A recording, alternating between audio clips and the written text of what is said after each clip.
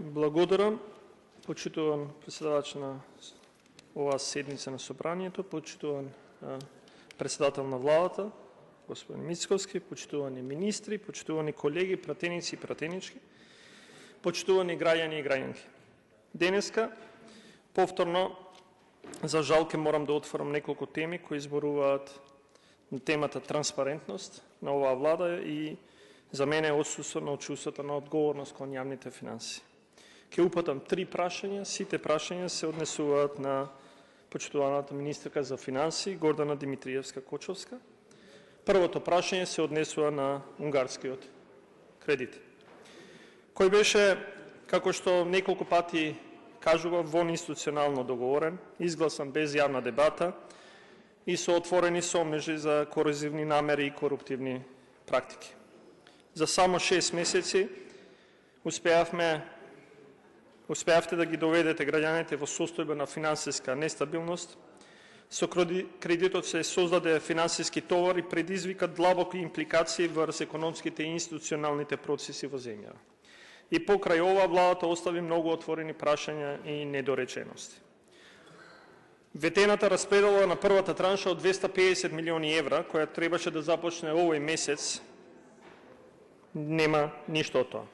Средствата не се доделени на стопанството, банките се уште ги немаат критериумите за пласирање, а граѓаните веќе плаќаат камата за неповлечени средства. Почитувана министерке, зошто целата сума беше повлечена одеднаш, ако не постои јасен план и институционална подготвеност за нивна реализација? Јавноста заслужува да знае дали можеби поради грешки во договорот за задолжувањето со првите 500 милиони евра, моравте да подпишете анекс на договорот затоа што парите поради пропустот не можете да ги префрлате кон други субјекти, како Развојната банка и општините. Ако ова не е точно, дали тогаш парите ги немате префрлено во Развојната банка поради неликвидност на буџетот, односно гиускратувате на стопанството за да ги потрошите за тековни буџетски расходи. Воедно се кријат информации за трошоците на кредитот. Годинава 1 милион евра беа пренаменети за договорни услуги, но за што точно се трошат овие средства, дали за банкарски провизии или за консултантски услуги, се уште нема одговори. Покрај провизијата од 0,5% за неповлечени средства добиваме и скриени трошоци за правни услуги, кои во суштина немаат никаква врска со македонските институции. Затоа што ќе се плаќаат не само за заштита на правата на банката, туку и за спроведување на нејзини права од договорот за задолжување. Едноставно е овде прашањето, на кое граѓаните треба да слушнат одговор: колку плативте на компанијата која избра унгарската компанија и може ли да ни доставите доказ за тоа? Во меѓувреме, додека упорно се фалите со историски најниската каматна стапка, а знаејќи дека сме имале пристапи до кредити со 1,6% каматна стапка за стопанството, намената на кредитот ја проширувате од инвестиции во опрема и фабрики во изградба на трговски центри. Ова проширување на целите ја зголемува конфузијата и остава впечаток на импровизација наместо на јасен план за потегнување на продуктивните капацитети на економијата. Овие средства се претворени во така наречен корозивен капитал, капитал кој ги еродира институционалните капацитети, ги подкопува демократските процеси и ја зголемува ранливоста на државата пред странските интереси. Почитувани колеги и колешки, корозивниот капитал има својство да создава неформални економски и политички влијанија кои ги заобиколуваат транспарентните и демократски механизми за носење одлуки. На овој начин кредитот, наместо да биде инструмент за прогрес, станува алатка за подлабока институционална зависност и несигурност. Во однос на финансискиот товар кој е создаден, според пресметките, само за камати на ова задолжување државата ќе плати 384 милиони евра за првите 500 милиони евра. Ова значи дека граѓаните ќе платат повеќе по основ на камати, провизии и скриени трошоци, отколку што ќе добијат како реална економска корист. Дополнително, јавниот долг се очекува да надмине 70% со новото задолжување. Ке сублимирам. Прашањето на кое сакам да добијам одговор од вас, министерке, е кои се критериумите за стопанството, зошто се уште не ги објавувате и кога јавно ќе ги објавите, дополнително со сите подпрашања што беа поставени. Второто прашање, почитувана министерка Димитриевска-Кочевска. Кочовска. Додека владата се фали со унгарскиот кредит, како решение за поддршка на стопанството, вистинската слика покажува дека односот на власта кон приватниот сектор е сериозно нарушен. Ликвидноста на компаниите е доведена во прашање, а економијата трпи директни последици. Освен задолжувањето од Унгарија, доказ ова е и доснењето на повратот на ДДВ, кој во моментов изнесува околу 1,9 милиарди денари или приближно 31 милион евра. Само за споредба, во средината на октомври долгот ви беше околу 300 милиони денари, за да 2 месеци подосна шестократно има зголемување. Приватниот сектор, кој е клучен двигател на македонската економија, оставен е без поддршка и се соочува со сериозни финансиски притисоци.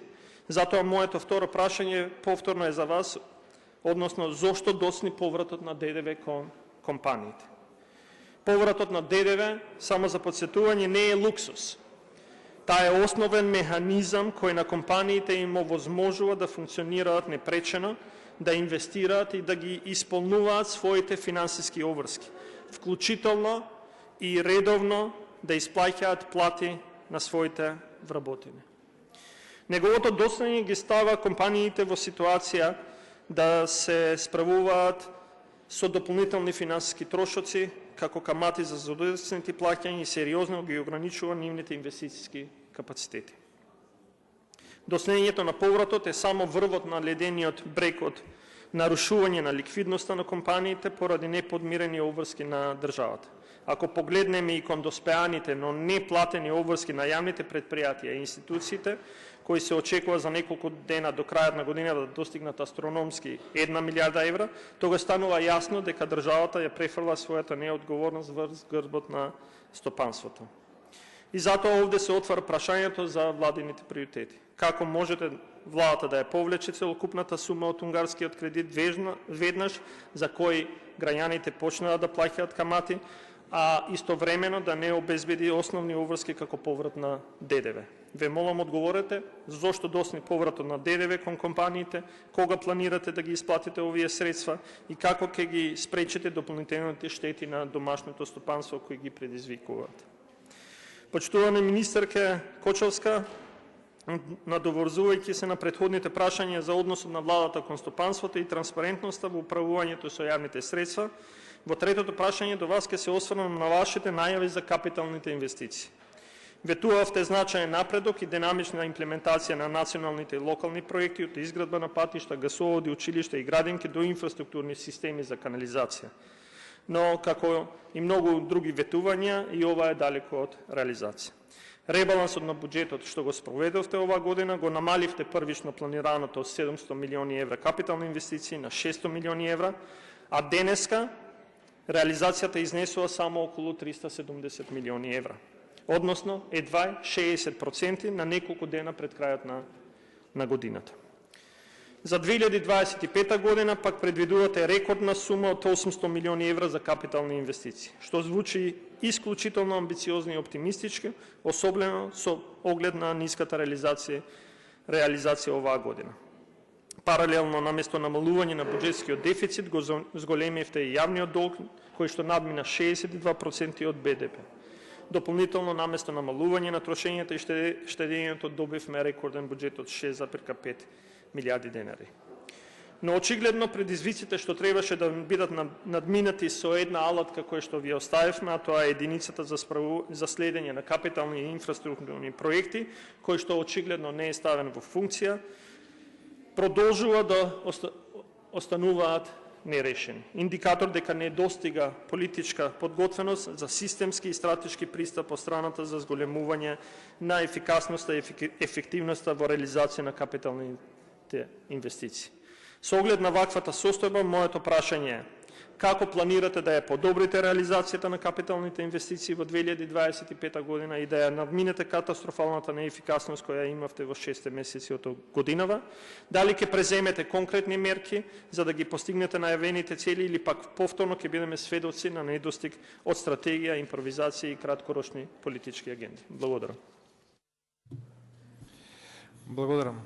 Пратеникот постави 3 прашања. Сите три прашања се поставени до Министерката за финансии. Одговор ќе даде Министерката за финансии Димитриевска Кочовска.